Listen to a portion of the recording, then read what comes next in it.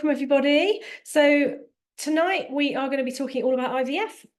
So the reason most of you are probably here is because you've either previously had IVF that's maybe been unsuccessful, or maybe you're about to start IVF, or maybe you're a couple of cycles in, but we're going to cover sort of all of those bases tonight. So we're going to go through everything. So who are we? So my name's Rachel and I am a fertility acupuncturist. I've had IVF myself. I had my son after 3 rounds of IVF. And since then I've supported hundreds of couples going through IVF through our clinic, where we offer acupuncture, reflexology, functional medicine, nutrition, and we work one-to-one online with lots of couples as well. We generally are very evidence-based, although we're a holistic clinic. We do like a little bit of the woo-woo, but most of the things we talk about are evidence-based. And then joining me this evening is Emma Whitney. Now, Emma is the Director of Embryology at the Ivf. She's got a specialist interest in genetics, and Emma is really passionate about patient transparency and opening up about what goes on in the lab in IVF. Those of you that have had IVF will probably know that sometimes it's hard to get to speak to the embryologist, and Emma's trying to change that. And certainly at the clinic that Emma works at, the embryology team are very accessible. So Emma's going to be talking all about PGTA testing this evening. So when we get to that point, Emma will elaborate a little bit more and give herself probably a much better instruction than I've just given her, I'm sure. But yeah, I've worked with Emma on and off over the last few years, supporting lots of shared patients. So I've asked Emma to come on because genetic testing is really her area of speciality. So let's get cracking with that. So just a few housekeeping bits. I have turned the chat off for the time being, just because it's really distracting when we're trying to present. At the end, there will be an opportunity to ask questions. I'll finish the screen share, turn the chat back on, and then we'll have an opportunity for a bit of a Q&A. If you are already working with us one-to-one, because I am aware that there are some people that I'm already working with that are listening, just to say that anything we have told you one-to-one, that will kind of outride anything we talk about tonight. Obviously I'm presenting to lots of people tonight, so I have to be a little bit more generalized. If you're working one-to-one with us and you have any questions after the session, please do let me know. And also just to say, and this sort of caveats everything we talk about really, is that fertility is a really fast-moving area of medicine. The evidence is constantly changing and coming up to date, and I'm sure Emma will talk more about this, but even as we speak, the sort of testing for PGTA testing is being reviewed, and they're looking at new ways to do it. Like, everything is really quick. So what we say now is relevant. However, in 5-6 months' time, things might have moved on even further. And that is why it's really important, certainly for us as practitioners, to stay up to date with what goes on in the world of fertility. So there are grey areas. We are very open in the fact that we don't have all the answers yet. There are lots of areas to do with fertility, IVF, miscarriage, that we just don't have the answers for. And, hopefully as time goes on, that evidence will come out, but we do our best with the information that we have at the time. So the main reasons I wanted to do the webinar is because I really want to get a couple of key points across. These are things that come up time and time again in our clinic, sort of similar questions that come up, repeated. And I thought I could do this presentation to lots of people and kind of really help get the information out there. So it's a couple of key points. So not all IVF is the same, and that comes as a real shock to people when they realize that actually IVF is very different depending on where you have it and the protocol you have and the things you're offered, and it can look very different for different people. So it's very important to get that message across. I really want to change the way you think about IVF. A lot of you who've already had IVF will perhaps have, and this might sound familiar to some of you, will have got into the pattern of having an egg collection, followed by a transfer that's perhaps unsuccessful, followed by then maybe another transfer, maybe multiple transfers, maybe another egg collection. And that's quite an inefficient way of doing IVF because it takes a long time. So that process of getting to collection, process of getting to a transfer, and then having repeated transfers, it eats up a lot of time. And there's definitely a more of an efficient way to do IVF. And we're thinking about your future family. We're not thinking about just this individual pregnancy. We're thinking about what we can do to preserve your future family, because your eggs are only the age they're going to be, the age they are now. They are only ever going to get older. So for example, if you, and I know Emma's going to talk about this a bit more, if the process of actually getting pregnant in the first place takes a long time, and then you want further children, you're going to be a lot older when you get to that point. So how can we preserve your fertility? And that's something we're going to cover a little bit tonight. Just need to admit some more people, bear with me.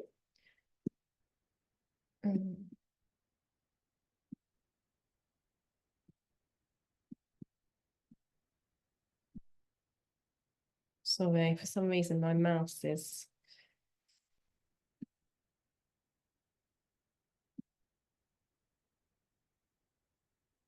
It's really weird. My mouse won't let me click on admit people. Give me 1 second. I just need to come out of the screen share.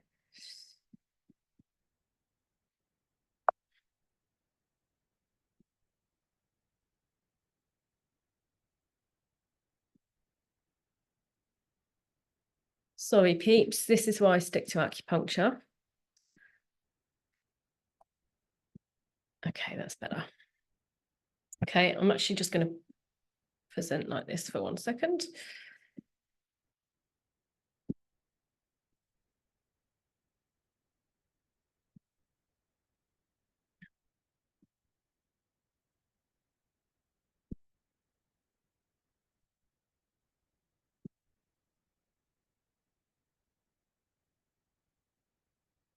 Here we go. Okay.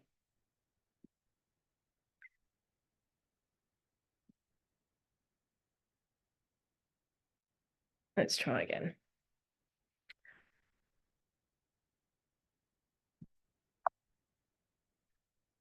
Okay, so let's start with why IVF is unsuccessful, because I think some of these things are going to be a bit of a shock.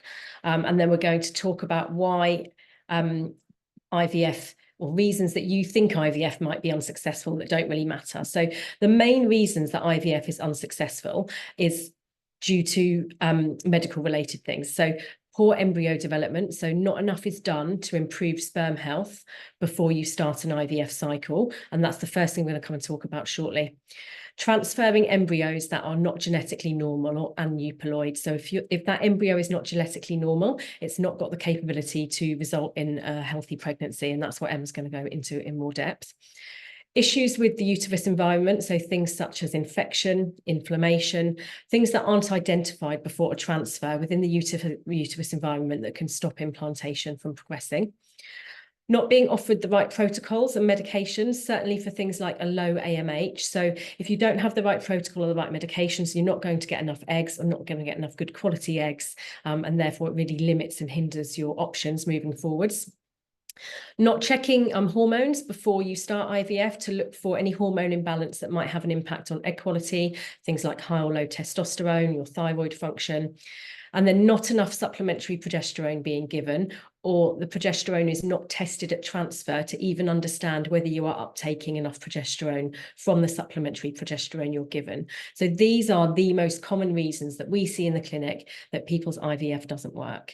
And the reason I wanted to touch on this is, having been through IVF myself, I know as a patient that there are loads of other things that you think causes IVF to fail. Now, there can be things like really simple things like you've forgotten to take some supplements during the 2-week wait.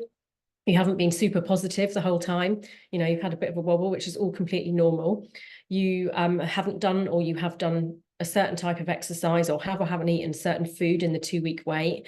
You are feeling stressed in the 2-week wait. That is completely normal. You know, why would you not feel stressed in the 2-week wait? You know, all of these things are not evidence-based reasons why IVF fails. And when IVF fails, it's never your fault. It goes back to these things. And what we want to do is give you the information to be able to have these conversations with your clinic or the embryologist to enable you to get the protocol right, get the right investigations done before you start. Because if you address these things, you will massively improve your chance of success, and you will get out of that mindset of beating yourself up and thinking that these things are the things that will really make the difference. Most of my patients who are undergoing IVF either have done or due to are already doing all of the right things. They're already eating healthily 80% of the time. You know, they're already taking the right supplements. They're already moving every day. That is enough from a health perspective. You know, as long as you're not taking recreational drugs, drinking all the time, smoking, all the things that we know are bad for our health and well-being anyway, then generally your IVF should be successful, providing the right investigations and the right treatment protocols are done. I just think it's really important to cover that to start with. And then the first thing we're going to come and talk about is sperm health, because often this is the last thing that's actually talked about when it comes to IVF. And I think that has to do a lot with how we're educated about IVF, but we often go straight to the female. You know, fertility historically has been a female problem. And the evidence base we have now, we know that actually sperm health is really, really important. So I really wanted to start with that first, just to try to change the way we think about it, really, and get into that mindset that actually sperm is really important. So sperm health is actually the most important factor in creating healthy embryos. The DNA of the sperm is really, really, really important for the ongoing development of embryos. It also helps to reduce the risk of miscarriage. So we're not just talking about getting pregnant, we're talking about staying pregnant as well. And the health of the sperm is really important. So I hope Emma doesn't shout at me at this, but ICSI doesn't fix poor sperm health. So what ICSI does is increase the fertilization rate, because they're manually fertilizing the egg, if you want to say it like that.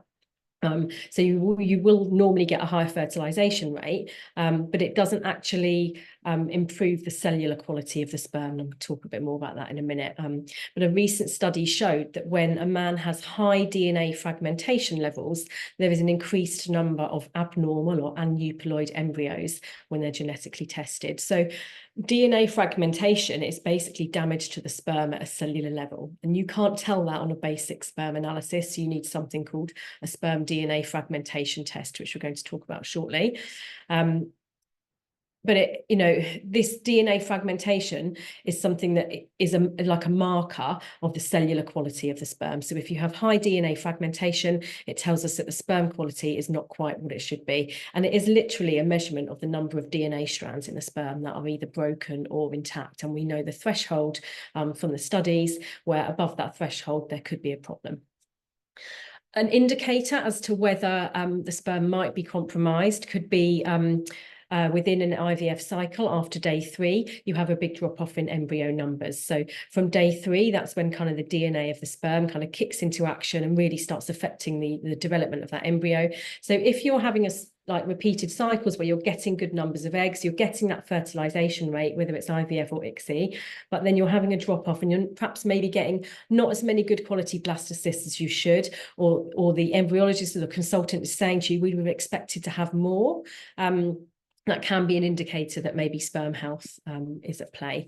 The true health of a sperm can be seen on the DNA fragmentation test. You cannot see the true health of a sperm on a basic semen analysis. A semen analysis will tell you if there's enough of them, if they're swimming in the right direction, and a few other parameters that relate to sperm health on the face of things, but they don't tell you much about the actual cellular quality of the sperm. And I think it's something like 20% of men who have a normal semen analysis will have high DNA fragmentation levels. And actually the World Health Organization recommend that a DNA fragmentation test should be part of the standard fertility markup for men. Looking at the sperm is actually a little bit of a no-brainer in my mind, because sperm's actually much easier to change. As women, we're born with all of the eggs that we have, and the two biggest components when it comes to egg quality are age and genetics, and they're actually, very difficult to change, right? We can't turn the clock back, we can't change our genetics. But with men, they are constantly producing new sperm, and every 72 days, they will have like a fresh cycle of what they call spermatogenesis will be complete. So the testicles can fix certain issues. So if you know what the issue is and you treat it, the sperm will reproduce. And as long as you've treated the issue over time, you will have fresh, healthier sperm. So it makes sense that we look at sperm. It's a bit of an easier fix, if you want to use that phrase.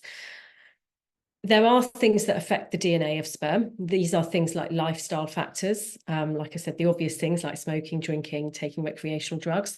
Age will be a factor. We definitely know that men who are slightly older will have higher DNA fragmentation levels. And then other things like infection or something called a varicocele, which is like a varicose vein in the testicle, and even external variables, so things like toxins and heat, they can all affect the DNA of the sperm.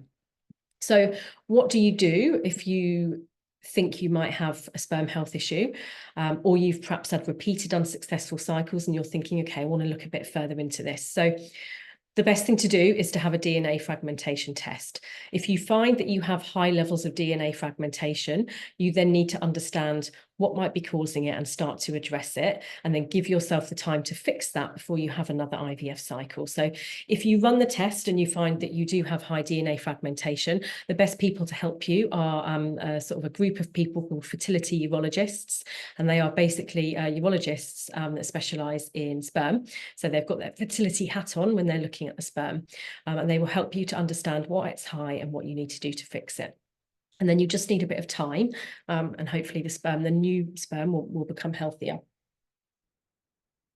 You can also consider working with a nutritionist if you think it might be sort of lifestyle related. If you're struggling with nutrition, you've got things like cooling underwear.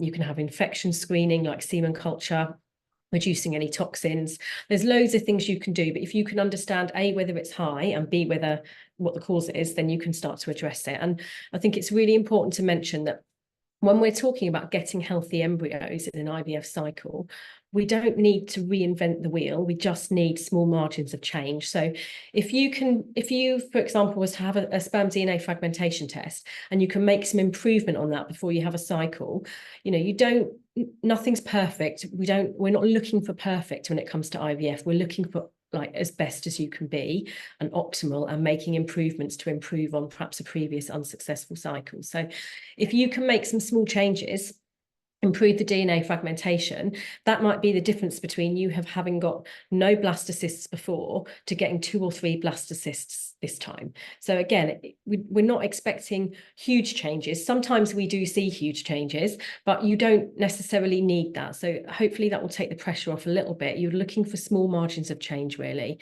anything that will improve your chance of success. And then we move on to eggs. So as we've said, eggs are, I would argue, and Emma may agree or disagree with me, but eggs are slightly harder to change, because we are born with what we're given, and age and genetics are a big factor. The other sort of component that is sadly the smaller component that can have an impact more on short term, age and genetics are kind of like your long-term egg health. But what happens with your hormones in the 3 months before you ovulate, or the 3 months before an IVF cycle, can have an impact to some degree on the egg quality, depending on what's going on with your hormones. But there's a couple of things we can look at to improve egg numbers and quality within an IVF cycle. So if you are struggling to get eggs, or you've got low AMH, there's certainly things you can do alongside the lifestyle factors. So the lifestyle factors kind of go without saying. Always give yourself 3 months, because that follicular development and follicular recruitment takes around that time. But if you know you already have low AMH and you're not getting the egg numbers, then there's a couple of medications you can consider. And these are things that you can ask your consultant about. So there's medications such as growth hormone, which is an injectable, which helps follicle development and egg quality.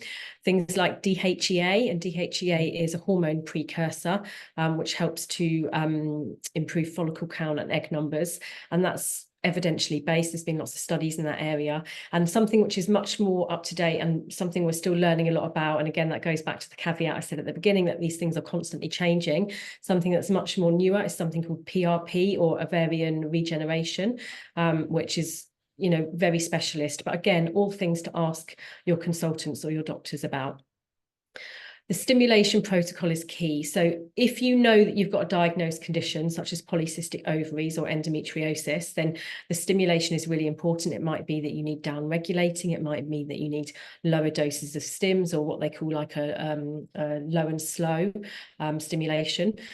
You could consider back-to-back collections. So if you have low AMH or you're struggling to get the eggs, if you do back-to-back egg collections, sometimes it's called, I think, maybe dual stim. Emma might know more about this, but when you're doing basically a collection and then you come out and you have your eggs collected, and you then start that process again of stimulation, and then you have another egg collection. I've had some patients that have done 3 stimulation cycles. It's like egg harvesting. So whilst you're in that stimulation phase and you're taking the medications, you're doing the supplements, and again, anyone who's had IVF will know when you're in that stimulation phase, you're in it. It's sometimes better, if you're getting low numbers, to do back-to-back stimulations, harvest the eggs, get as many as you can, hopefully get as many embryos, and we'll come to talk about testing and freezing shortly. But by kind of doing that at that time, you are collecting your eggs at the age they're at. And this is what I was talking about at the beginning, where there is a more efficient way to do IVF. So if you are harvesting all of your eggs, you're harvesting them at the age you are now. And then we'll talk about how you go about getting good quality embryos. The sperm health we've just talked about is a big part of that. But, if you've got like maybe 6 or 7 genetically normal tested embryos frozen, then you never have to do another fresh egg collection again, hopefully, because you've really improved your chance of success. Are the age they are when you had them collected, because they're only going to get older, right? You're not getting any younger. And I know that's really hard and a bit brutal, but I think this is really important that we are really honest about this. And there is a much more efficient way to do IVF a lot of the time than often how it's presented. So if you are not getting the numbers, then back-to-back collections and egg harvesting optimizes your chance of getting as many eggs as possible for genetic testing, but also potentially to freeze some for your future family. If you have low AMH, it is vital that you look at sperm health as much as possible, because if you are getting less eggs, then you need to optimize the chance of getting as many healthy embryos as possible from them. And if you have low AMH and poor sperm health, you are really not putting yourself in the best possible position. So low AMH, yes, we can support and help with some of the medications I've talked about, but the biggest win if you have low AMH is improving sperm health, in my opinion, because you are optimizing your chance of getting as many healthy embryos as possible. Obviously, we know lifestyle factors are important. Reducing inflammation really needs to be a priority. So that is, looking after your nutrition, your exercise, your diet, but also managing things like insulin resistance. So if you're polycystic, that can be a big factor. Insulin resistance is basically something that is quite inflammatory, and it means that you don't process sugars very well. So low carb diet, high protein diet. And then you've got your high dose antioxidants, so things such as NAC, CoQ10, resveratrol. That list is not exhaustive, and I am not going to go into detail about supplements because we've got like a free supplements guide. There is loads of information about supplements out there, and I could do a whole webinar on that alone. You definitely need to think about taking high dose antioxidants and supplements if you want to improve your egg quality and your numbers. However, there's also a lot more to it as well. I think sometimes we think that just taking supplements is enough, and often we need the medical side of it as well, or those things like growth hormone, DHEA, and looking at things like the sperm health as well can make a big difference. So yeah, I don't want to go into too much detail about supplements. So you've improved your sperm health, you've got your eggs, and hopefully you have got some embryos. You've gone through that part of IVF where you're in that awful 5-day wait where your embryos are being fertilized, your eggs rather are being fertilized, you're getting your embryos and you're waiting to find out what happens. And hopefully you've managed to get yourself a number of embryos. Now, we don't know anything about those embryos yet. We've got a rough idea what grade they might be from what the embryologist has told us, but Emma's going to come on now and talk about the next step, which is PGTA testing, because a good graded embryo is not the same as a genetically normal embryo, and actually grading is a subjective form of measurement. So I'm going to move you over to Emma. So I'm just going to make you a host, Emma, and then hopefully you can share your slides. You okay? A lot of faith in my technical. Well, I'm not much better, clearly. I was struggling to admit people whilst at the same time as showing some slides. This is why me and Emma don't do a lot of tech, but we've managed it so far. I can see it. Hopefully everyone else can see it. No, check that out. No, impressed, first time. Ta-da! Oh, my husband would be proud. He's so embarrassed of me normally. He's like, Emma, do it. Okay, so I'm Emma. I am as Rachel's very kindly said, I am the Director of Embryology and Genetics at the Ivf. I am 21 years into embryology. I actually still actively do embryology every single day, which doesn't give me much for work-life balance because I've got 2 clinics to run. We've got a clinic in Hammersmith and a clinic in Harley Street. As Rachel said, I am actually a specialist in genetics. I've got a postgrad in genetics, and I have dabbled in genetic counselling, etc. So my actual speciality is in genetic disease. So I'm quite hot on PGT-M, which we're not going to talk about tonight, but the process of PGT, which is pre-implantation genetic testing, is the same in the embryology lab, regardless of actually what you're testing for. I'm going to talk about PGT-A, but there are two other ways of doing it as well in regards to what we're looking for. So, and I'm going to probably hopefully make this a bit more simple than it normally is. Oh no, you see it does work. Okay. Very briefly, as this is one of these things that you never know how much people know about, but an embryo, in my mind, and I think to try and smash some myths, an embryo at the very beginning is literally an entity that is trying to get bigger. It is trying to make itself more cells. It is trying to make itself so many cells that it can what we call differentiate. And then once it has differentiated, it becomes different cell lines. And it's that whole process of growth, development, and differentiation that allows an embryo to ultimately decide its fate and then start to implant in the lining. But the bit between sort of day 0, which is egg collection, and the bit between day 4 is literally just cell divisions. Each cell should give you another cell. It shouldn't give you more than that. They can make errors along the way, but ultimately between day 0 and day 4, it is just multiplying. And then around day 5, day 6, it differentiates into what's called the blastocyst, which is the pre-implantation, immediately before implantation, immediately before it leaves its shell, and then can go on to make a pregnancy. That is the aim. So we grow embryos now. If you'd asked me this 20 years ago, I would have thought this was a bonkers conversation to be having, because 20 years ago, we couldn't get embryos past day 3. But now we grow embryos very, very competently up to day 5, 6, and 7. We can even have hatched embryos in the lab, not for very long, but we are incredibly capable at looking after embryos and culturing embryos. So I am here to talk about genetics. So this is going to be a very brief 101 into genetics. And I am going to give you the very, very background science. And then I'm going to throw this massive analogy over the top that I hope will stay with you forever, because hopefully it will help you understand what people talk about when they talk about genes and chromosomes. And it's all just a bit mad. Every single person sat in this room right now has got 46 chromosomes. I'm presuming that the majority of people on here are female, so they are 46XX. And your partners, if you have a male partner, are 46XY. What that means is that you have 46 chromosomes. You have 2 copies of 1, 2, 3, 4, 5, all the way down, and then you have an X and an X if you're female, and an X and a Y.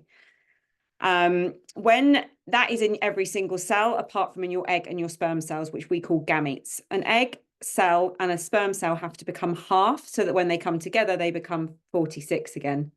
It's quite clever maths, but it is that basic. So the chromosomes that are numbered 1 to 22 are called autosomes. The other ones are called sex chromosomes. That is all you need to know. It doesn't need to get any more complicated than that.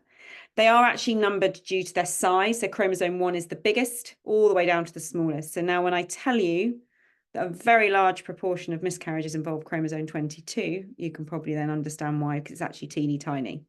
So its instruction mechanisms are actually smaller than chromosome 1, which is a really big player in all the day-to-day stuff. Now, this is my analogy. So imagine for me, if you can, that instead of thinking about this as chromosomes and cells and all that nonsense, imagine you're in a library, and in your library, right in front of you, there are 23 bookshelves on your right-hand side and 23 bookshelves on your left-hand side. And as you go through the library, those bookshelves get smaller in size and they have less books on them. You have inherited the right side of that library from your mum. You have inherited the left side of that library from your dad. The library bookshelves represent your chromosomes. They represent the 1, the 2, and they're all numbered as you go through the library. 2 pairs of 1, and the books on each side of that library are identical, because there's 2 copies of each book in this library. Each book represents a functional gene, and all the pages in the book represents your genetic code. So when we talk about chromosome problems and PGT-A, we're actually asking you to count the number of bookshelves. And when you talk about genetic disease, you're actually trying to work out whether the book on a shelf is telling the right story. So when I talk about genetic disease, I'm actually referring to the books on the shelves. But when we talk about PGT-A, we talk about it as the bookshelves, because if you have too many bookshelves, you've actually got too many books.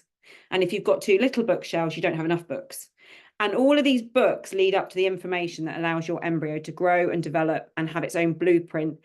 And that is functionally a genetic, that is what makes an embryo genetically viable, is its library. It is magic, but sometimes it goes wrong. As Rachel quite rightly said, you are born with all your eggs. And what happens when you're born with all your eggs is they go into like a dormant sleep state. And it's that dormant sleep state that's absolutely fine until we start getting into advanced maternal age, so 36, 37 and above. And what seems to happen is that when they try to come out of that dormant sleep state to go from their 46 bookshelves to their 23, because they actually don't half until they get recruited and you ovulate them, they make errors. And too many of the bookshelves or the chromosomes go in the wrong way. And you end up with either too much information or too little. And that is what we call genetic aneuploidy. Now, for people who understand a little bit, if I said to you that an extra bookshelf of 21 is what we call a trisomy 21, and therefore that is what equates to a Down syndrome pregnancy. Not all things have names because most of them aren't compatible with life, but we refer to Downs just because it's the one that people know about. There's also 3 copies of 13, which is called Patau syndrome, and 3 copies of 18, that's called Edwards. These are all this is all aneuploidy, and you can actually get 3 copies of chromosome 1. It just doesn't have a name because it's not compatible with pregnancy. So when would you do PGTA? So PGTA, we do a lot of it from patient request. Recurrent miscarriage of no known basis is a bit of a no-brainer for me, because if you're miscarrying, we do know that the main reason for miscarriage is aneuploidy. Advanced maternal age with good AMH, I actually think advanced maternal age full stop. Previous failed implantations, trying to work out why they're not working. Multiple blastocysts developing over 37. I'm going to get onto that, and it's really crucial that we cover all of that. And I actually would like it to be a bit more ad hoc, like Rachel's just said about family building. I would like you to be able to get yourself in your absolutely brilliant holistic space, do as many cycles as you need to, know that you've got hopefully your family in the freezer, and then walk away from it until you're ready to come back to it, and then not have to get into that 6, 8, 12 month space again before you start putting embryos back. Because I'd like to see it be a bit more ad hoc, because it is really safe. Expensive, but it's safe. So let's talk about a scenario and how this plays out. So as you can see here, this is a patient that's come into the Ivf lab. She had 8 eggs collected, and that's at the top here. This is what we call the IVF funnel. This is your day 1 fertilization, and 6 out of 8 fertilize. That's fairly normal. On day 3, it's actually really normal for all the embryos to look identical. They are driven by the egg almost independently of the sperm at this point. They don't really have their own control.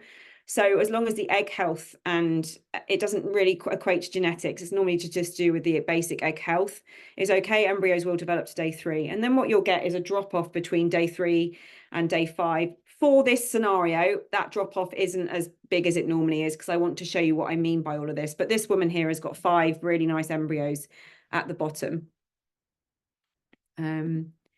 Okay, so we're going to run this scenario with and without PGTA. At the top, this woman is 40 years old. She's come to you. She's been trying to conceive for a year and a half, and she has got these 5 embryos that we have now made, and we're just going to freeze or transfer. So for what she does in her first embryo up here is she puts 1 single embryo back fresh, and she is unfortunately not pregnant, but she's got 4 in the freezer. So she is wanting to get pregnant now. So embryo 2, she puts back in the next month, and it's just a single embryo transfer again, and she has a biochemical pregnancy. This rocks her quite a lot.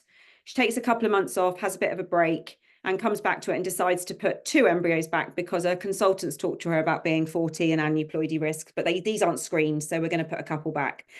And yes, she gets pregnant, but unfortunately has a miscarriage at 10 weeks that requires a D&C. Now that takes her 4 or 5 months to recover from, and it's not until nearly a year later that she is sat in front of you as now nearly a 41-year-old woman. My slide is wrong, sorry.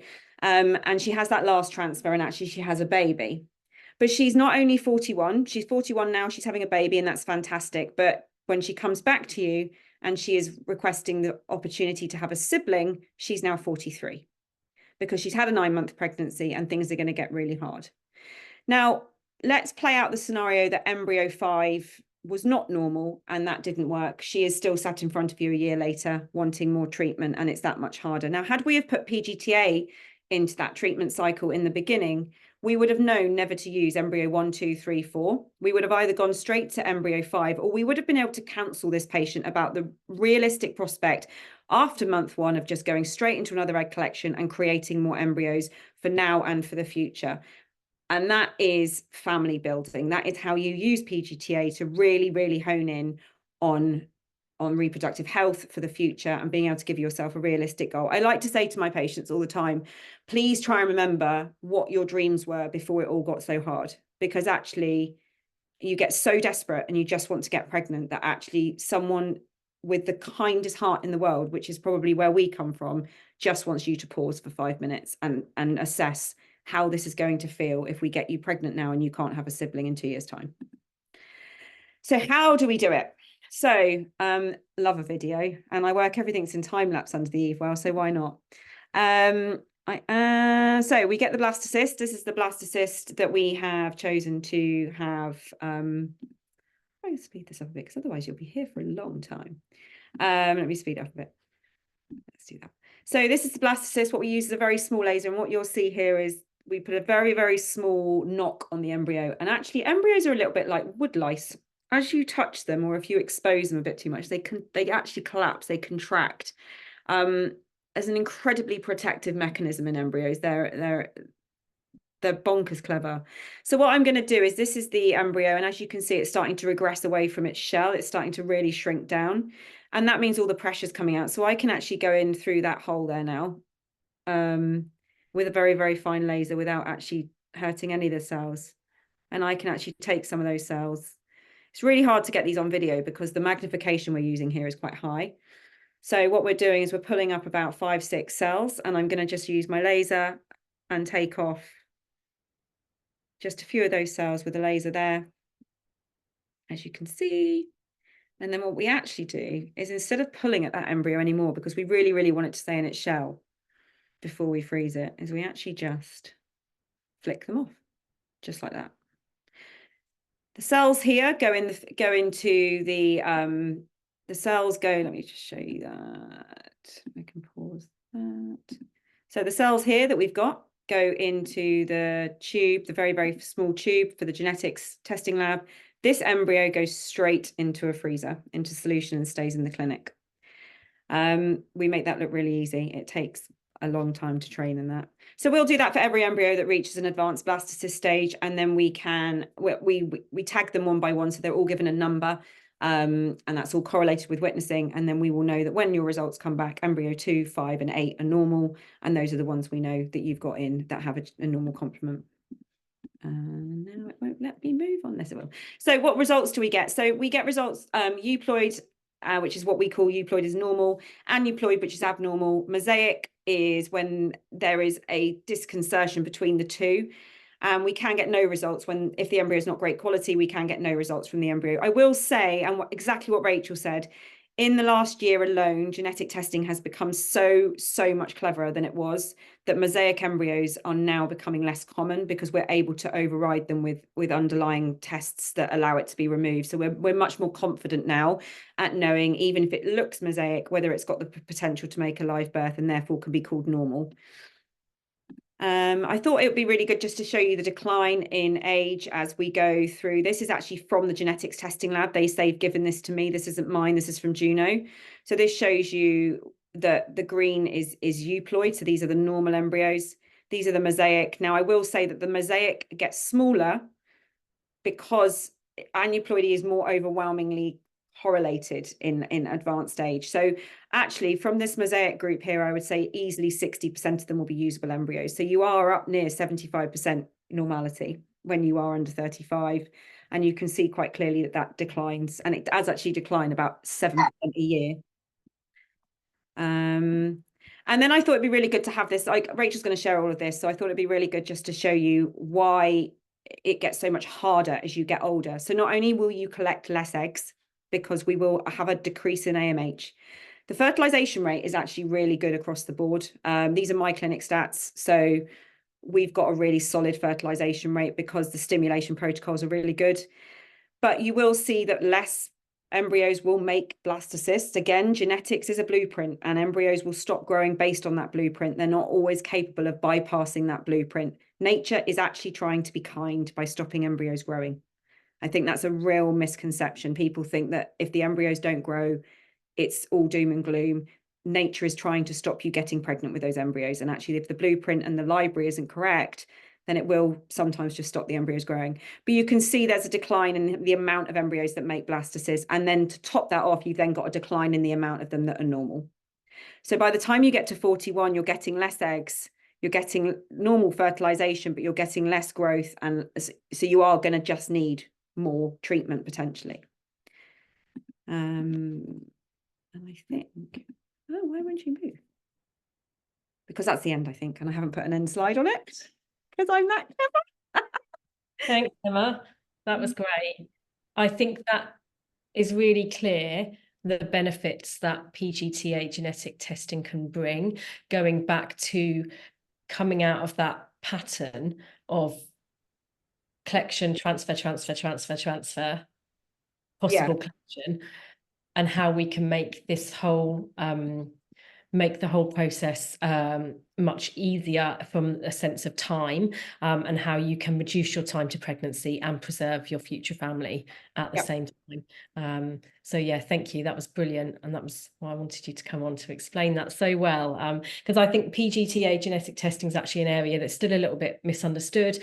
Not everybody knows about it. But if you can include it in your cycle, those examples that Emma's just given are really good examples of how it can improve your time, reduce your time to pregnancy and improve your chance of success, because you're only ever transferring an embryo that you know has the genetic capability to result in a healthy pregnancy. There are other things to consider, which we're going to come and talk about now. Emma, could you just make me a host again, please? I have already done it. Oh, you're a star, thank you. And then I can screen share. Here we go. Okay. So Emma's just covered all of this. So you have now got your, hopefully you've got some genetically normal embryos now. So whether they're frozen, or you've just come out of that phase where you've had your embryos biopsied and you're waiting for the results. Hopefully you're going to get some. But what do we need to think about next? Because you haven't spent all that time, effort and money getting your genetically normal embryos to then go and put them back into an environment that is not supportive or conducive to pregnancy. So it's really important that the environment is investigated. You don't want to put them back somewhere where there's something that's not quite right. Again, it doesn't have to be perfect, but we want an optimal uterus environment. So things like fibroids, polyps, adhesions, infection, inflammation, and even your immune system will all play a part in allowing healthy implantation and first trimester pregnancy to go well. So there are things that we don't want there, and things that we can get addressed before you have a transfer. And like I said, it's really important that you don't rush a transfer, because once your hopefully genetically normal embryos are frozen, they're safe, they're frozen, they're not going to get any older, they're not going to age. And actually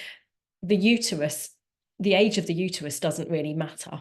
I know obviously the age you're at when you become pregnant or you want to give birth from a sort of personal perspective is important, but you can transfer an embryo into a uterus at any age. It's the age of the egg that matters, not the age of the embryo. So don't rush a transfer would be my really sort of key advice to you, that if you've gone through all that time and effort to getting those genetically normal embryos, pause. It's like Emma said, it's not us, having been through IVF, I know like how much you just want to get pregnant and how much you just want it to work quickly, but just pausing sometimes is the best thing you can do. And it's really hard to hear that, and I certainly didn't want to hear it when I was going through IVF, but if I knew these things that I now know, I would have definitely considered a pause a lot more seriously. And actually, it might have stopped me having to have 3 cycles to actually have success. And maybe I could have got away with less cycles. There's no like single supplement or food that will make a transfer successful. So perhaps hands down, the most common question I get asked on social media or in the clinic day to day is, I've just had a transfer, what can I do that will make it stick? And it just doesn't work like that, sadly. There is no single thing that you do after transfer that will really make the difference. Most of the hard work has already been done in all the things we've talked about. So sperm health, egg health, and genetically testing the embryos, and then the prep for transfer as well. So some of these things are checked in numerous different ways. So the pathway to kind of transfer prep, again, it's not exhaustive, but these are some of the things that you might want to look at. So something called hysteroscopy. So some of you may have had this already, which is basically a camera within the uterus to look for things like fibroids, polyps, adhesions. And you can also have a biopsy as well, and something called an Emma and an Alice test that looks at the endometrium, the lining of the uterus, and looks for any issues with infection or inflammation, anything that might need addressing before you pop one of your lovely genetically normal embryos back in. You can also have a vaginal microbiome test that looks at the scope of the vagina and any bacteria that we don't want there that can be linked to miscarriage or linked to infertility. And certainly there have been studies that have looked into, like, for example, low lactobacillus levels and IVF outcome. And we know that if you don't have what we call like a healthy microbiome in both the vagina and the uterus, there are negative impacts on IVF outcome. If you have a vaginal microbiome or an Emma or an Alice test and something comes up that needs addressing with whether that's antibiotics or probiotics, depending on what's found, but all those things are treatable. You might need a little bit of time to address that, a month or two, but again, you've got your embryos frozen, you've got the time, don't rush the transfer. You can also have something called an ERA to look at the uterus receptivity and transfer timings. This is a little bit like a mock cycle. There's actually been a bit of evidence in the last sort of year to say that like this is a bit more of an add-on that's not quite so conclusive, like the HFEA traffic light system things. And this used to be a green, I think it's gone to an amber, maybe even a red. But we do see actually patients still in clinic that have ERA, and they have, they have had success when they've done an ERA. Basically, the hypothesis is that for some women, the receptivity of the uterus aligning varies a little bit, and if you can find out when the uterus is most receptive and time the transfer accordingly, you will improve the chance of success. But yeah, that's come under fire a little bit lately. Your immune system testing, so things like natural killer cells. Again, I'm not going to go into this in more detail because I could do a whole webinar in itself on that, but certainly looking at whether your immune system is functioning properly if you have had recurrent miscarriage or recurrent unsuccessful IVF, especially if you are transferring PGTA tested embryos that are euploid normal and you're not having success. If you think about it logically, if we know that the embryo is genetically normal and you're having genetically normal embryos transferred and it's not working, that tells us that it's something to do with the environment, i.e. the uterus environment or your immune system. So quite often that's something that comes up. If a patient's having repeated unsuccessful transfers with normal embryos, there will be something that's not quite right, and it's often the immune system. And then a treatment protocol in place. And something that comes up often is progesterone testing. So really, your progesterone should be tested on the day of transfer, and you will be amazed at how many clinics don't do this. It's not really enough to assume that just taking a couple of cyclogest pessaries, is going to mean that you've got high enough progesterone levels, especially if you have conditions where you may naturally have lower progesterone levels. So things like polycystic ovaries or endometriosis, you really want to be testing. And if your progesterone's below 100 pmol, you can look at taking things like Lubion, which is an injection. And actually in a lot of patients where the progesterone is low, when you give them a Lubion injection, you see the progesterone shoot straight up. So again, something to be considered. So I have collaborated all of this, and obviously this is going to be available on replay, so don't feel like you have to scribble all of these down now, but these are all questions that you can ask either your clinic or your consultant. That's everything we've discussed today. So can they offer you any extra medications to improve your egg numbers and your quality? Can they offer you DNA frag testing? You can actually get that in lots of other places. You can go on the Examine website and look to see if you've got somewhere local to you for that. But if you just Google that, you'll find places that come up. Can they do back-to-back stimulations to improve your chance of getting as many healthy eggs and therefore embryos frozen in time? Do they offer PGTA genetic testing of embryos? And if not, is there a way of getting them tested? You can move embryos around. Will they offer you a hysteroscopy with Emma and Alice testing before a transfer, or an ERA? And then if so, would they offer you any antibiotics before a transfer to address any bacteria that are found? Some clinics are actually now just giving antibiotics before a transfer to sort of negate any bacteria that might be there. Would they recommend immune testing? And if so, can they arrange it? And then will they test your progesterone levels and offer you other progesterone levels if necessary? So there's a few really key things. So hopefully, whilst you've been listening, you've picked out maybe the things that are relevant to you or the things that you think might be important for you. And you can sort of use that list to narrow down what you might want to ask. So what next? So if you feel confident to go ahead and start doing these things on your own, brilliant. You know, if you can have those conversations with your clinic, or if you're looking for a clinic or you're looking to change clinics, you know, go for it. You're going to hugely improve your chance of success by looking closely at sperm health, looking what you can do in terms of improving your egg quality and numbers, and then looking at maybe changing the way you're collecting your eggs by egg harvesting and then PGTA testing. And then all those things we've just talked about for transfer. So if you feel confident to go ahead and do those on your own, then go for it. You're going to make a big difference in your chance of success. For those of you that perhaps don't feel quite so confident, you can do that. You don't want to do it on your own, or perhaps you want someone to guide you through everything and do everything step by step. Then we have designed a 4-week IVF Ready course. It starts on the 7th of May at 7 o'clock, and it's going to run live online every Tuesday evening for an hour. It'll be available on replay, and you'll have lifetime access. And then there's loads of other downloadable content. We've got like supplement guides, shopping lists, recipe packs, crib sheets. There's going to be loads, but it's going to be everything we've talked about tonight, a step-by-step guide. I'm going to hold your hand through it and talk to you about exactly how you go about doing these things, and certain areas in depth. So we're going to break the course down into 2 parts. Weeks 1 and 2 are going to be that pre-egg collection bit, so the first part of the process. So how you need to get the sperm DNA frag test, how you interpret the results, and what you need to do if something comes up, most importantly, and remembering that sperm health is a really critical part of the embryo development.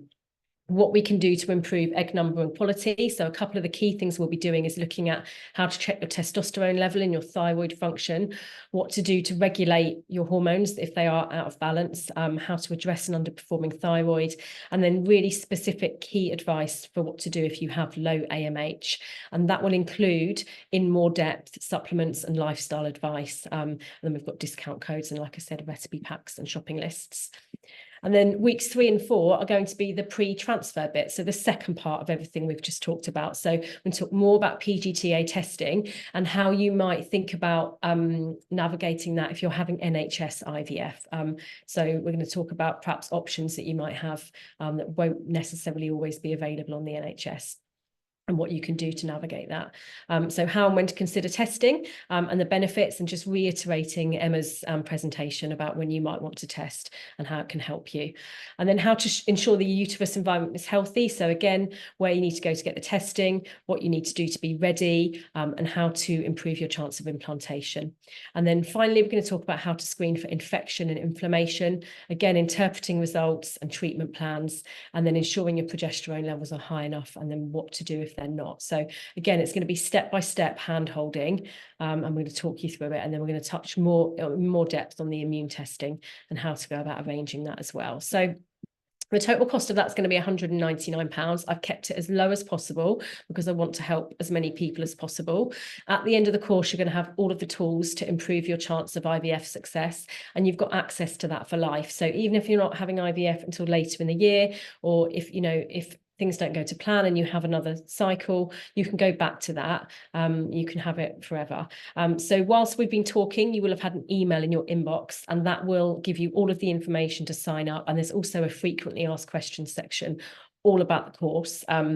Hopefully, if you've got a question, it will be answered in that. But if not, you can pop me an email or DM on our Instagram account, or hello@thefertilitysuite.co.uk, and then I can answer any questions that you've got. But I'm going to turn the chat back on now, and we're just going to do like 10-15 minutes of question time. You can ask either myself or Emma, or if we're not sure, we'll just field the question out to whoever whoever we think can answer it best. So bear with me 1 second while I just restart the chat and stop the screen share. And then I'm sure you've all got lots of questions. Give me 1 second. Chat, there we go.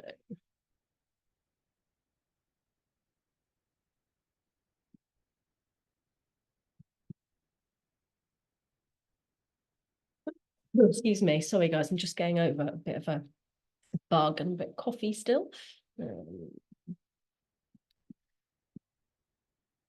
How do I? Here we go. Show chat. Okay. Okay, so the chat is now open, so feel free, if you have any questions, to go ahead and fire away. It's going to be very much first come, first serve. You should have like some lounge music on. I'll remember that for the next one, Emma. I think that might really test my technical abilities, though. I'm not going to lie. I can sing if you want. I mean, I do it to the embryos most days. Do I want you to sing? I'll let you answer that. Okay, so how do you recommend ERA test? Who do you recommend ERA testing for? How important do you think it is? How important I think it is very relevant on your personal clinical picture. It can vary for lots of different people. I generally would tend to recommend ERA testing for people who have had repeated unsuccessful frozen embryo transfers. And often women that are polycystic as well. They would be my two kind of key categories for recommending ERA testing. Like I said, the evidence base has changed around it a little bit, which I think is a little bit of a shame, because clinically, I still see patients having success when they're doing it. So yeah. What percentage do you define as high DNA fragmentation? Oh, you've got me. I'd have to look at a test result. You've got two parameters on a DNA test. You've got percentage of healthy sperm and percentage of unhealthy sperm. I would have to go back and look at the test. Do you know, Emma? Do you know? Go on then. She knows. So it depends which test you're doing. So there's lots of different types of DNA frags. You can do a comet or a SCARSA. I tend to use the comet test. Comet's, yeah, most common, isn't it? Yeah, anything over, you get an average comet score, which over 25% is considered elevated. And then you get healthy sperm should be under 8%, as in should be a healthy sperm. And then unhealthy sperm, you should have, which way around is it? Healthy sperm should be up to 70% and unhealthy sperm should be below 8%. Yeah. That's the right way around. Yeah. Perfect. So yeah, most people tend to do the comet test. The SCARSA SC SA test is not as common nowadays, is it? Comet's the more common one, but yeah. During ICSI fertilization, 2 eggs did not survive. During ICSI fertilization, 2 eggs did not survive fertilization. Is that an egg issue? The eggs were mature. That's one for you, Emma. Does that make sense? Yeah, it makes sense. I mean, I'm presuming they just lysed during injection, the way you've said the words, they did not survive. So what can happen when you inject an egg is, if the egg integrity of the membrane isn't as good as it needs to be, unfortunately, they can actually become damaged. It's really hard when it's 2 eggs, because if you had that in a scenario where there was 10 eggs and 2 didn't survive, the conversation would be different. When it's your only 2 eggs, you can't put a blame on that. You probably need to look at, I would say, the stimulation side of things for that, because eggs should tolerate ICSI. They absolutely should. And if they don't, then yes, you are dealing with poorer quality eggs. But that does not mean all your eggs are poor quality. That means that those 2 eggs were not up to, unfortunately, that it's very unlikely they would have gone on to make a healthy pregnancy. That's what I suppose you can take from that, which doesn't give, I hope it gives a little bit of comfort, because it's not that they just didn't tolerate it, but it is definitely to do with quality. But that's not about all your eggs. Yeah, absolutely. And that's everything we've just talked about, right? All the things you can do to improve the chance of getting better quality and more eggs. It doesn't mean that that's always going to happen. What is the likelihood of the PGTA testing affecting the embryo in a negative way? Great question. It's a really good question, and unpopular opinion is I think it depends on how skilled your team is. I'm going to be really, really brutally honest. I'm nothing if not honest. We are not all created equal. I'm actually a biopsy specialist, so I actually have very, very specific beliefs on how an embryo should and shouldn't be biopsied. I do not believe in putting holes in them on day 3. I think they should be left alone to make lots of cells, become very advanced. They're very robust. And there is a way of doing it that is incredibly safe. Exactly what I showed you, what we call the laser and flick method. You're not pulling at anything. You're not trying to get it out of its shell. It's very quick, simple, safe, and it's all done in about a minute. So there is some really good papers out there that show there is no, when biopsy is done appropriately, and that is that method, there is no impact on implantation. So we know that it doesn't. There is obviously potential for any damage the more you do to an embryo, but I think if it's handled carefully and with skill, it shouldn't be negatively impacting it at all. I think with testing, having numbers gives you confidence, right? So you could have one embryo from a cycle and choose to test that, but obviously naturally, if that's your only embryo, you're going to be super anxious about sending that for PGTA testing. Even if Emma would sit here and say, I'll do it myself, I give you a 99% chance, that nothing's going to go wrong. You're still going to be naturally anxious if you've only got one embryo. And that goes back to what we were talking about the egg harvesting and trying to get as many embryos as possible to send off for testing. Because if you've got 6 or 7 embryos, you're going to feel much more confident sending them off for testing, that if you were to maybe lose one, you've still got a decent number of embryos. And sometimes people come to me and they say, shouldn't I test? And I always say, wait until you know what you've got and then decide at the last minute if you can. It's good to be aware beforehand, but sometimes it does just depend on how the cycle goes, and you don't know what you're going to get, right? But yeah, it's really reassuring to hear you say that, Emma, because it is a question that comes up a lot when we talk about testing, that people don't want to, they're scared. Yeah, I think if you're going to choose a clinic to be testing, my first question is how many embryos have they biopsied in a year? So we biopsied 2,000 embryos last year, and that's so it is something that you want them to be doing a lot of, because that shows a really high skill set for doing it. Okay, so if it's not something they do very often, maybe okay. Just I think. Okay, good to know. Gem, I'm starting with a new acupuncturist today. What can they do to help me? They can change the world. No, joking. They can really help blood flow to the uterus. So acupuncture actually has been shown to improve IVF outcome by a substantial amount. I think it was something like 43 or 53%. When they did the study. So acupuncture helps blood flow to the uterus. It helps regulate your cortisol. It helps modulate the immune system. It's really, really good to support an IVF cycle. So anyone going through IVF, I would definitely recommend that you consider acupuncture. So yeah, I'm glad to hear that you're starting. Would you recommend PGTA testing even if I am 42 years old?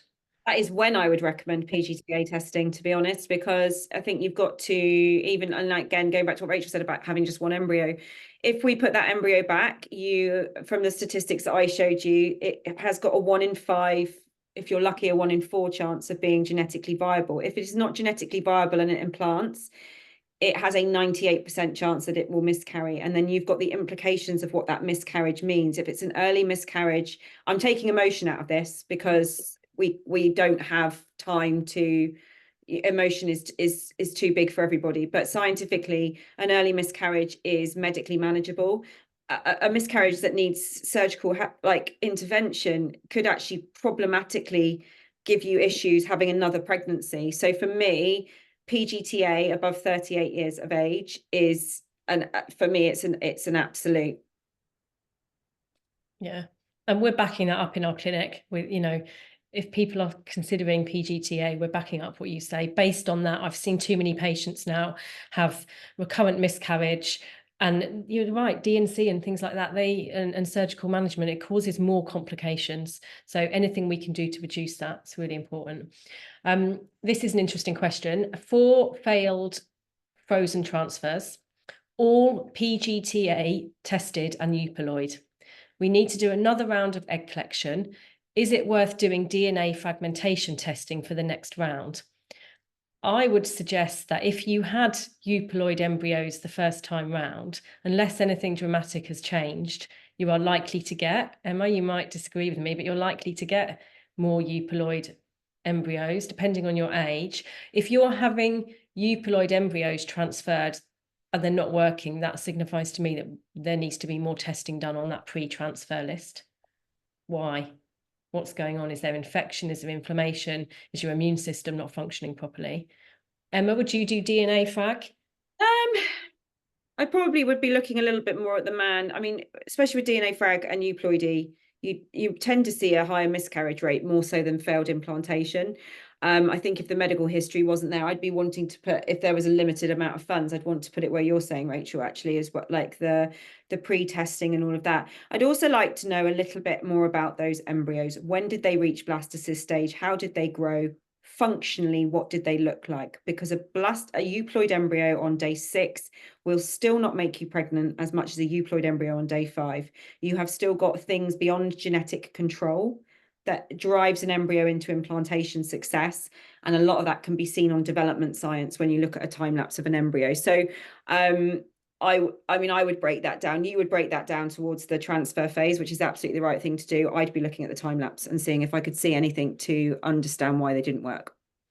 That's interesting because Philip has just come back and said that she's done their 5-day blastocyst. She's done all the testing on myself. I'm assuming you mean you've done full immunology testing. I think, Philippa, you might benefit from working one-to-one with us on a one-to-one fertility and miscarriage assessment. I want to be able to give you all the answers right now, but it's very difficult without your full clinical picture because that's actually a little bit more complex. But yeah, there's definitely something not quite right there. Okay, the grading you get at blastocyst, does that give any indication of how successful your PGTA results may be? That is a great question.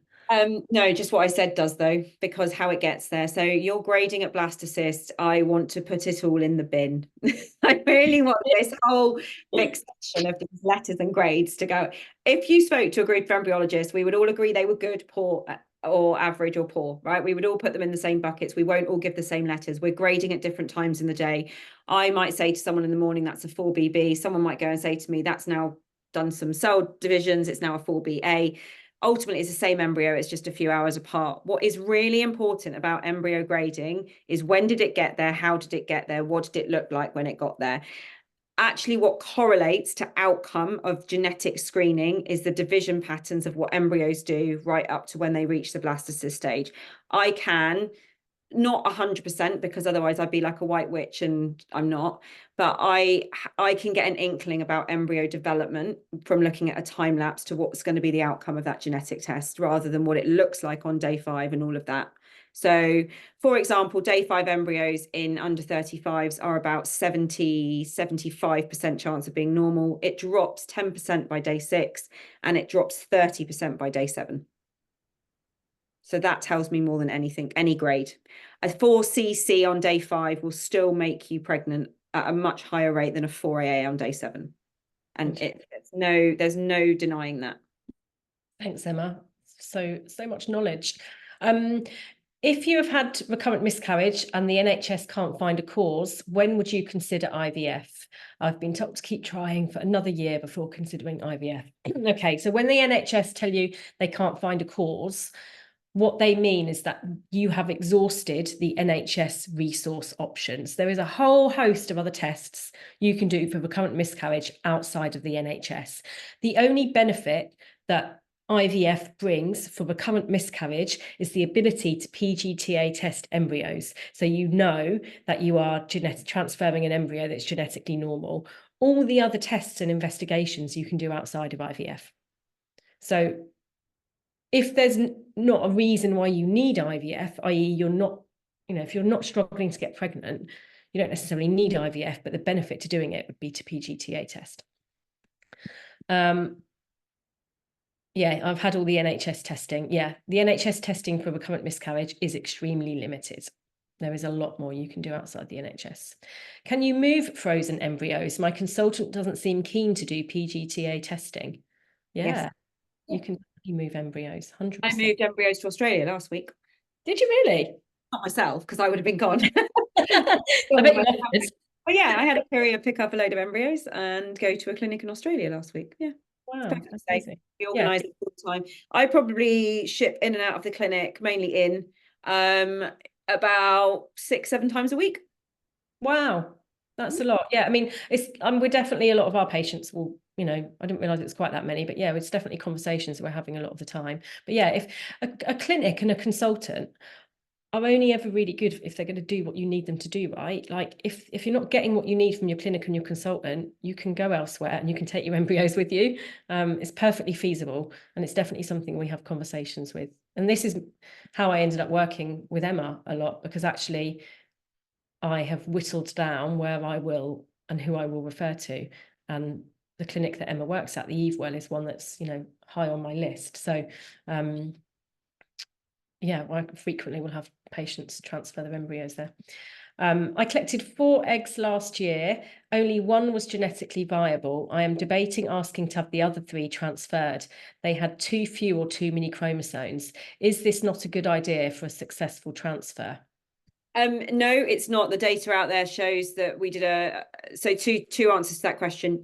I don't think you'll find anyone that will do it in the UK. What I will say about PGTA testing is if you commit to the testing, you have to commit to accepting that the results are as accurate can be. If there is doubt in your mind, don't do the testing, because once you have done that testing, we are regulatorily bound to not put you in a situation where you are most likely to, oh, sorry, that's my Mac. It does all this like fancy thumb up thing on the screen. We're regulatory bound to protect you as a patient. Now, the data that's just come out of the Americans in New Jersey showed they actually did this. They put 300 known aneuploid embryos back, and there has not been one baby. And this has been done 3 or 4 times now. You are opening yourself up to a really, really awful miscarriage event. So no, I wouldn't do it. And I don't think you'll find a clinic that will do it in the UK. Thank you, Emma. I know sometimes we sound a bit brutal, but actually we need to give you honest information. That is not like Emma said, if you can find someone to do it, first of all, but it's not a good idea. And we're not going to sit here and tell you that it is. Do you think a 31-year-old needs PGTA testing on their first IVF cycle? No, I don't, unless you are a recurrent miscarriage patient who has had recurrent miscarriage and has been investigated and you can't find anything. I will do PGTA on 31-year-olds, but it is categorically not in the recommended protocol, because as I showed you, about 80% of embryos are going to be genetically viable. And when we're talking about protecting reproductive future and time to pregnancy, PGTA won't offer you the edge of that or won't reduce your time. So it feels like it's an unnecessary expense, and I think it's a little bit negligent without. But if you were sat in front of me as a 31-year-old with 3 miscarriages, we'd be having a very different conversation. Yeah, absolutely. It's really important to look at clinical picture for each person, right? Context. Yeah, exactly. We're going to do a couple more questions. I'm going to wrap it up because we have gone way over, which is our fault. But we were only ever going to do sort of 10, 15 minutes questions anyway. But I'm just going to do a couple more. So I have stored donor sperm, so I can't improve the quality of that or test it, because you can't. It's really important to point out you can't DNA frag test donor sperm. It's not part of the process of the donor sperm process at the moment. Wouldn't PGTA testing be more important as a result? Yes, that is your only option to really in that scenario. You can't sperm DNA frag test donor sperm, so therefore then yes, PGTA testing would be a better option. So depending where you got your donor sperm from, you shouldn't need to DNA frag donor sperm, because they go under. So if you got your donor sperm from abroad, most of the guys that donate sperm, especially from America, for example, are in their early 20s. They're also really scrupulously medically identified as good candidates for donor sperm. And actually, if you're using a donor sperm and you are a solo mother by choice, then the PGTA would be to do with the advancing maternal age, if that is a present thing. The donor sperm is most likely to have come from a highly graded candidate, and that makes it sound like some sort of weird catalogue, but that is what they do. They do really, really screen these guys. They are really, really tough on them. I guess because you don't want to pass down genetic disorders are. But that and everything, they are, especially if it's being bought from abroad, they have got people queuing up to donate sperm in different countries. It doesn't happen in the UK like that. But Yeah. I can only tell you what hoops they have to jump through to donate sperm is insane. Like all the counselling they have to do. They are just genuinely good humans. Okay, good to know. Thank you, Emma. If we are already with another clinic doing IVF with ICSI, can we still go ahead and do the 4-week course with you? Yes, absolutely. All I would say would be, like we're starting 7th of May. So if you are in the middle of IVF or you're about to start, i.e. before the 7th of May, it's not going to be ideal because you're not going to have time to action anything. That being said, it may help you in future if you need it, but the ideal scenario would be you're kind of going ahead, you know, like mid-June onwards. So then you've got time to implement the things that we've talked about, but I'm not saying that you won't still find some benefit. And certainly for the pre-transfer stuff, it may still be helpful. How can we find a good IVF clinic? Great question. A good IVF clinic.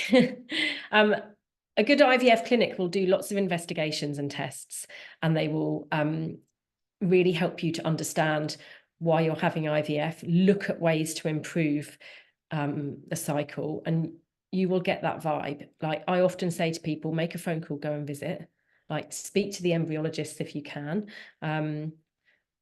Finding a good IVF clinic is not something that happens just by chance. And actually what might be a good IVF clinic for one patient might be different for another patient in one sense. You know, it's more the consultant than the clinic sometimes as well. Like for example, if you've got a diagnosed condition, if you've got endometriosis, you know, some consultants will specialize in IVF with endometriosis. So it's not quite so simple as sort of a good clinic in one sense, but there are certainly signs of a good clinic, and that would be a clinic that makes you feel heard and listened to, a clinic that does good diagnostics and investigations, a clinic where they have a good lab and a good embryology team. Anything else you'd add to that, Emma? No, I think it's really important about the embryology team because it is, you know, people will choose a doctor. You actually, a lot of the doctor can get you to a certain point, but I think I put it on my Instagram the other day, the pyramid of influence, I call it. And it's to do with the fact that there's a lot of influence in your journey through IVF. But at the very end, there is just one team that's taking it all over and handling it. So it is really important that you know that the lab is of good quality. I'm actually doing a load of posts on that at the moment, trying to get people to ask the right questions to break down that. I think no, go on. I was just sorry, Emma. I was just going to say, when you're looking for a clinic, like get yourself in and ask questions, like arrange a call. Most good clinics, they will be happy to have a chat with you, or a lot like the Eve will do open days. Like get yourself in and ask the questions. And actually, what was I going to say? It's gone from my head. Sorry, it's because I interrupted you. It will come back. Carry on, Emma. Sorry. No, yeah. So you absolutely should have the opportunity to be able to ask those questions. There are certain KPIs that are key performance indicators that we have to adhere to as clinics. We are regulatory bound. We have to report our numbers. And what I will say is just because the HFEA are 5 years behind on their stats, we are not. We know what our stats are. We know exactly what they were for the last 2 years. But just the HFEA aren't helping people at the moment. They're just not publishing as quickly as they should. That's what I was going to say. There's a really good website called Fertility Mapper, and it's like an IVF clinic review website where patients have gone on and reviewed clinics. It's brilliant. Go and have a little look. There's some really, really interesting information on there. Right. The last 2 questions. I hate not answering everyone's questions, but we really have to wrap up. So last 2. So we've already answered that one about PGTA testing doesn't harm the embryo. We have had 2 rounds of ICSI, 3 embryos collected each time, 1 embryo transferred, 1 early miscarriage and 1 missed miscarriage. Would you recommend back-to-back stimulation for us? Yes, I probably would, because you want to be getting more embryos, and I would recommend PGTA testing what you do get in that scenario for sure, because then next time you have a transfer, it will hopefully be a genetically normal embryo. So yes, is the answer to that. So back to back, but with PGTA testing. I spoke to my consultant regarding testing. However, they told me there was a risk to the embryo. Therefore, we decided against. Thoughts? ? Sorry, I broke up. What did that one say? I spoke with my consultant regarding testing. However, they told me there was a risk to the embryo. Therefore, we decided against. Thoughts? ? I mean, that's just to do with the handling. I think they're not confident in their ability, probably. And that's what really frustrates me, is bad information. There is no evidence that PGTA biopsy of the embryo causes harm if it's done correctly. No evidence whatsoever. So why say it? Yeah, because they're not confident. Yeah, it frustrates me. It really does. Maybe in their setting, it's got, yes, everything has an element of causing invasive harm, but you've got to weigh it up with pros and cons, and you've got to be backed up by the science, and that's not what the science says. Yeah, I agree. I think you're being a little bit fobbed off there. Right, this is the absolute last question. I'm going to wrap up. Assuming high DNA fragmentation, how can this be addressed? So DNA fragmentation is numerous things that can cause it, but I would refer you to a fertility urologist if you had high DNA frag. So we'd be looking at lifestyle factors, we'd be looking at infection, potential varicocele. Depending on what's causing it, it depends how you address it. Some of those things would be like antibiotic treatment, treating the varicocele, looking at lifestyle factors. So for sure, the second part to that question, how significant does beer drinking affect male fertility? Yes, alcohol affects sperm. For sure, alcohol affects all of us. Anything that affects your health will affect your sperm and your eggs. Are we talking one beer on a Saturday night, or are we talking multiple pints 7 days a week? That's the difference here. If someone's drinking beer or alcohol generally all of the time, then, they may not have the best quality sperm. I would test it and find out, because I hate to be restrictive about things unless we know whether they're actually causing an issue. So if you were to run a DNA frag and it comes back that you have high DNA fragmentation, then yes, I would be cutting back on your beer drinking. If you have a DNA frag and your DNA comes back absolutely tip top, then maybe you can allow yourself the odd beer. What works for one person doesn't necessarily work for another. So that's really important to remember. And we're going to finish there. I'm really sorry if we didn't get to answer your questions. There are a couple of other ways we can do this, and I am debating it. I may put a Q&A up on Instagram tomorrow, so keep an eye out for that. If we didn't get to answer your question, then you can pop it again on Instagram tomorrow. You can DM me. I cannot guarantee that I will get around to answering them all before the end of the week. We also have a Facebook group that you can go in, and again, I will do my best. Emma, what's the best way for people to contact you? Probably on Insta, on my DMs. It's probably the easiest way. Emma the embryologist on Insta, and you can just DM me. Great. Awesome. Thank you so much, everyone. And the recording will be out on email at some point within the next 24 hours, so you can then watch this back. But it was awesome to see you. I may see some of you on the 4-week course. The email will be in your inbox. And yeah, I will chat to you all soon. Thanks so much for coming. Very much. Thanks, Emma. Bye. Bye.